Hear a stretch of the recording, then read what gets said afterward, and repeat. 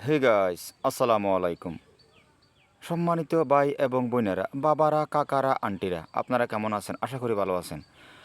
সম্মানিত ভিউয়ার্স, রাত্রে যখন শুতে গেছিলাম বিছানায়, কোনো না কোনো কারণে মনটা খারাপ ছিল।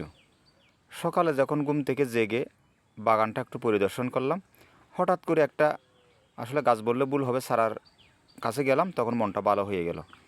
তো কেন মনটা ভালো হয়ে গেল আপনাদেরকে একটু পিছন থেকে বলিয়ে আসতেছি। সম্মানিত ভিউয়ার্স, যারা ছাদ বাগান করেন, যদি আপনি একটা ড্রামের মধ্যে লেচু চারা স্থানান্তর করেন, কোশ্চিনকালও এটাতে ফল পাবেন কিনা সন্দেহ আছে। আর যদি মাটিতে স্থানান্তর করেন, তাহলে কলমের চারাও যদি হয় 5 বছরের আগে আপনারা ফুল দেখবেন না।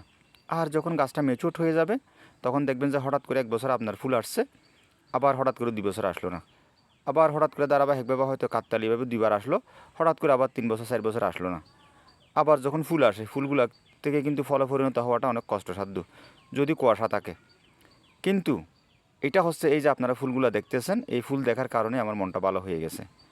এটা হচ্ছে কি, থাইল্যান্ডের একটা উন্নত জাতের লঙ্গান। সম্মানিত ভিউয়ার্স, লঙ্গানের এমন একটা বৈশিষ্ট্য, আপনি যখন চারাটা স্থানান্তর করবেন, সমাজ থেকে সর্বনিম্ন সর্বোচ্চ 1 বছরের মধ্যে আপনি ফুল পেয়ে যাবেন। এবং শুধু যে ফুল তা নয়, ফুল থেকে কিন্তু ফলও পেয়ে যাবেন, যদিও বা বয়স অনুপাতে অল্প পরিসরে হয়। এটা হচ্ছে লঙ্গানার লেচির মধ্যে পার্থক্য। তবুও তো লঙ্গানার লেচি তারা বাই বাই। সম্মানিত ভিউয়ার্স, ফেক কোনো কথা না, এই দেখেন, এটা হচ্ছে কি আমার লঙ্গানের চারা। আমি যখন মাটিতে স্থানান্তর করেছি, এটা এখন 1 বছর পুরো হয়নি। আর এটা হচ্ছে বাঁশ, এটা সাপোর্ট দিয়েছি। আপনারা জানেন, বাচ্চা কাচ্চা যেমন ছোটোবেলার থেকে একটু আমাদেরকে শাসন করতে হয় মানুষের মতো মানুষ করে তোলার জন্য, ঠিক চারাকেও কিন্তু আমাদেরকে সাপোর্ট দিয়ে একটা নির্দিষ্ট বয়স আসা পর্যন্ত খেয়াল রাখতে হয়।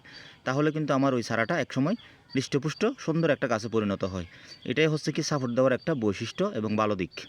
সম্মানিত ভিউয়ার্স, এই টাইমের মধ্যে আমার কাছে যেরকম আসছে, এরকম যদি আপনাদের কাছেও এসে থাকে, তাহলে আপনারা এখানে সাইপারমেথ্রিন গ্রুপের রিপকট স্প্রে করে দেবেন পরিমাণ মতো, অথবা তার বিপরীত ক্লোরোফাইরিফস আপনারা স্প্রে করে দেবেন। সম্মানিত ভিউয়ার্স, আর যখন গুটিতে পরিণত হয়ে যাবে, আপনারা ফ্লোরা স্প্রে করে দেবেন ভিটামিন, অথবা তার বিপরীত মিরাকুলন স্প্রে করে দেবেন, অথবা আপনার যেটাই মন চায়।